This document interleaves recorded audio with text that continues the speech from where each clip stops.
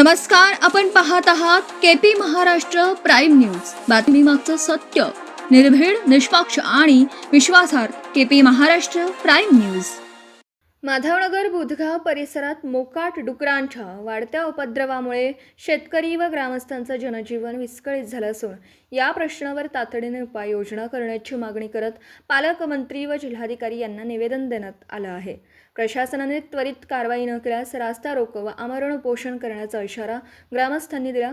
निवेदनात म्हटलं आहे की परिसरात सुमारे 1000 मोकाट डुकरांचा वावर असून ऊस, ज्वारी, मका, गहू तसेच जनावरांच्या चाऱ्याच्या पिकांचं मोठ्या प्रमाणात नुकसान होत आहे. त्यामुळे शेतकऱ्यांचं आर्थिक नुकसान वाढत असून शेतात जाणंही धोकादायक बनलं. डुकरांच्या झुंडीमुळे रस्त्यावर ये-जा करणाऱ्या नागरिकांमध्ये भीतीचं वातावरण निर्माण झालं आहे. लहान मुलं, महिला व ज्येष्ठ नागरिकांवर हल्ला किंवा चावा घेण्याची भीती व्यक्त करण्यात आली. गावात डुकरांमुळे अस्वच्छता वाढून साथीच्या आजारांचा धोका निर्माण झाल्याचा दावाही निवेदनात करण्यात आला. काही नागरिकांनी संसर्गजन्य आजारांची लागण झाल्याचंही ग्रामस्थांनी नमूद केलं. गेल्या वर्षभरात डुकरांच्या बंदोबस्तासाठी माधवनगर ग्रामपंचायतीकडे अनेक वेळा तक्रारी करूनही ग्रामविकास अधिकारी, सरपंच व ग्रामपंचायत प्रशासनाकडून ठोस कारवाई झालेली नसल्याची खंत ग्रामस्थांनी व्यक्त केली.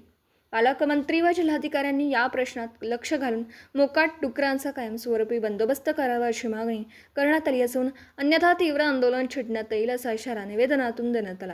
यावेळी भाजपचे माधवनगर शहराध्यक्ष मनजित पाटील, काँग्रेसचे दिनकर पाटील, सामाजिक कार्यकर्ते अरविंद कोरडे, गणेश पाटील, दत्ता पाटील, प्रमोद पाटील, योगेश पाटील, मनोज पाटील, अतुल पाटील, ग्रामस्थ आणि शेतकरी उपस्थित होते. माधवनगरमधील अतिशय संवेदनशील बनलेला एक प्रश्न म्हणजे गावातील डुकरांचा प्रश्न.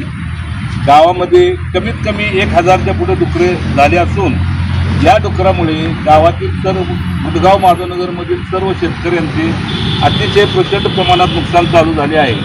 तसेच या डुकरामुळे गावामध्ये रोगराई पसरण्यास सुरुवात झाली असून 10 ते 12 लोक प्रभावित झालेले आहेत. या डुकरामुळे अतिशय घाणेरडा प्रकार गावात चालू असून या डुकरांचं काय केलं पाहिजे हा सर्वसामान्य माणसापुढे पडलेला प्रश्न.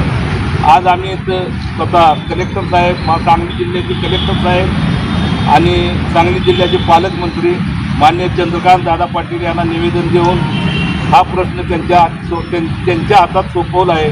ते योग्य ती दक्षता घेतील, योग्य ती काळजी घेतील व गावातील डुकरांचा संपूर्णपणे नायनाट करतील ही आम्ही आशा करून हे सर्व प्रकरण केलं आहे. त्याबद्दल निवेदन दिलेलं आहे. याच्यापुढे जर डुकरे जर गावात दिसली तर त्यानंतर मात्र आम्ही कुठेही न थांबता अमरण उपोषणास तयार आहोत आणि गावकऱ्यांनी अमरण उपोषणाचा निर्णय घेतलेला आहे.